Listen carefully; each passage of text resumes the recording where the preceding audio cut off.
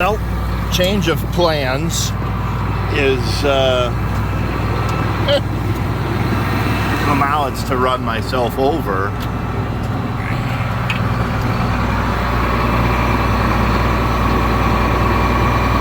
It was rolling backwards, so when I flicked forward it caught that speed.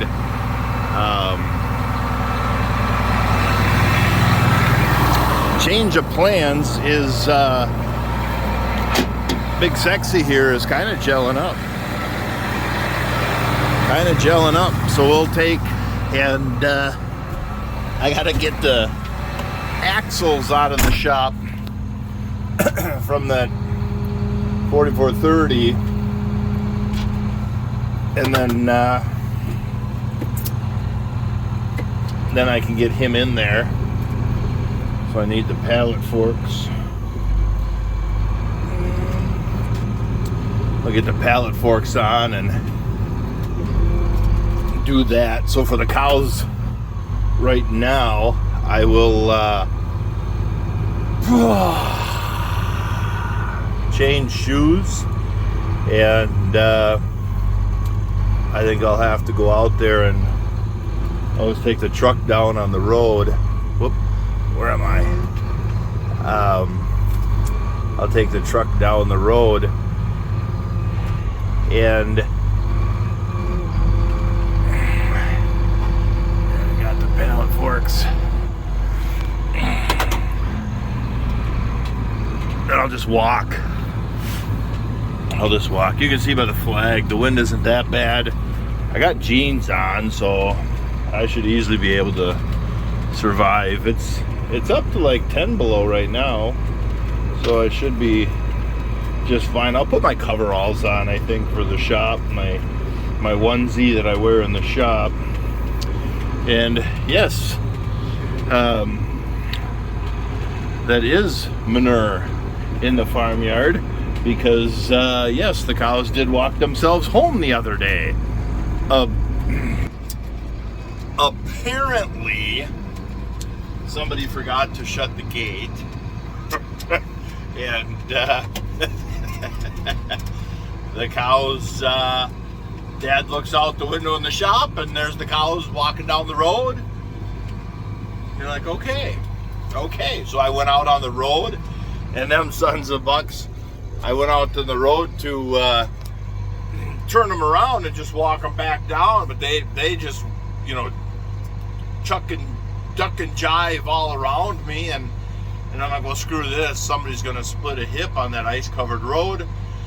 So they walk in the yard, I load the back of the truck up with some wheat, start leading them out, and then they get distracted, and then some are following me and some are standing in the road. Well, then they all come back here, and you're just like, you sons of bitches.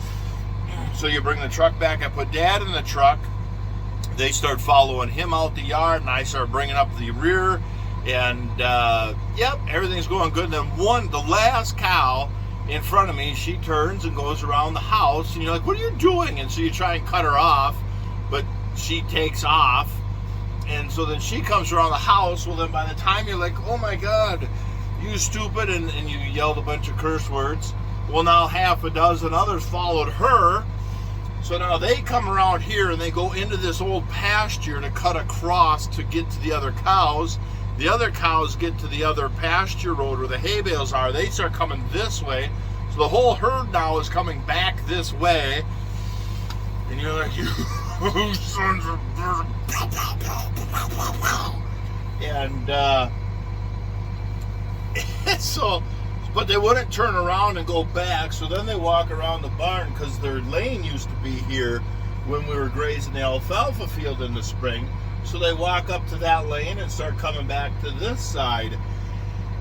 So I run around the barn, chase them, turn them around, and get them coming this way, and Dad follows them with the tractor, and I come running back around the barn to this side and try and shoo them down the road. And finally, it was like 2.5 hours of chasing them things around the yard.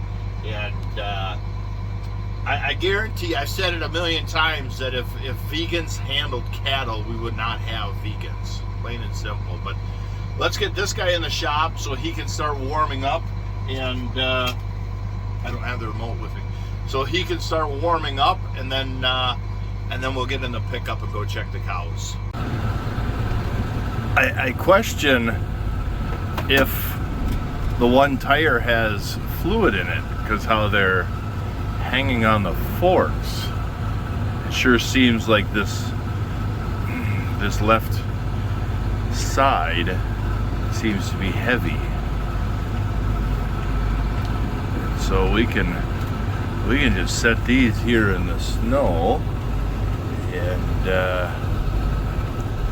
that'll be just fine. That way they'll be out of the way. Oop, nope. Maybe we'll set it. You know what? Maybe we'll just set it right on the road so they're level. Yeah, let's do that. We'll just set it right on the road. With any luck, parts will be here in a couple days, and it can start going right back together. And yeah.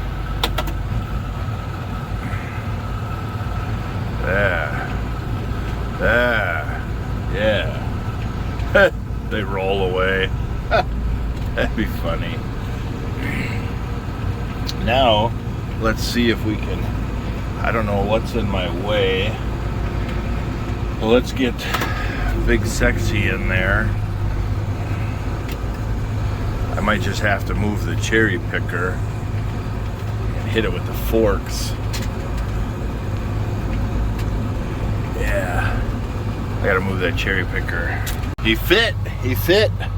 So we got to get the cab outside for the 4430. The 86 is almost ready to go, just buttoning up a few little things from being split, and then got to pull the steering metering pump out of the cab, rebuild that quick. So one day on the 86, and he should be ready to go, and then that guy has a couple more tractors to bring back up. The 44, we'll get that transmission. So I quit work on that, start working on this until we get waiting for parts. And then when we get waiting for parts, then I can go back to him. And when he comes out, we got 2 tractors to go into that spot already. Even if his tractors don't come back, we got plenty outside waiting to come in. The 6410 has some electrical gremlins in it, and then just some service, transmission oil and filters, kind of just a quick service. And so yeah, the WD-45, we're still waiting for parts. The little Farmall is having a couple little hiccups and gremlins on that one as well. And yeah, all right, let's go check the cows. So it's not froze, but something's weird. Look how high this float is. That float is supposed to be down a ½ inch or so. And I can hear water running hard inside. Something with that float is goofy. So I'll have to go get some pry bars and chip that lid off. In the meantime, we'll look at it overflow here. In the meantime, I'll shut the well off. Shut the well off and work on this. That's interesting. So here's our little Texas sweat house. We actually got, it's so warm, a plant actually tried to live. We just got your chicken light hooked to a thermostat on the plug-in. So we'll shut him off. And then in a second you hear the well kick off. But yeah, we got a spare bulb down there, so if we ever come out here and check it and it's not working, you got a bulb right there. But 2x6, it's heavy construction, a solid beam here. 2x6 heavy insulations on the walls, plus all sealed up. Oh yeah, that worked good. Seems somehow somebody melted a hole in the float. Because you got your geothermal heat comes up this back column, and then it fills this upper part, and I can't complain. For our first winter, it's worked good. But yesterday it was froze up pretty solid, so you could see that little passageway right there. So I was blowing heat, circling heat around, and I wrinkled the plastic a little bit. So maybe I got a little aggressive with the heat, but I was cold, it's late, and so it accidentally popped a little hole in our float. And yeah, so I'll put the lid back on to save the heat, and then go to the hardware store and see if they can get us a float. Well, there we go. The float had the hole in it, so I just sprayed it. The hardware store didn't have a float, so they had floats for other models, but not this model. And so I just filled it with spray foam, with expanding foam. Just filled the float with expanding foam, and now we're back in business. And tonight, so we just have tonight and Thursday night, just a couple more nights of 20 below, and then hopefully we're done with 20 below for the year.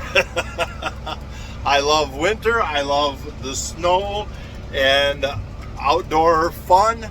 I could live without 20 below, but gorgeous. Look how gorgeous that is. And yeah, so on that note, I'm just gonna leave them gals drink up, and tomorrow morning we'll come back and check it again.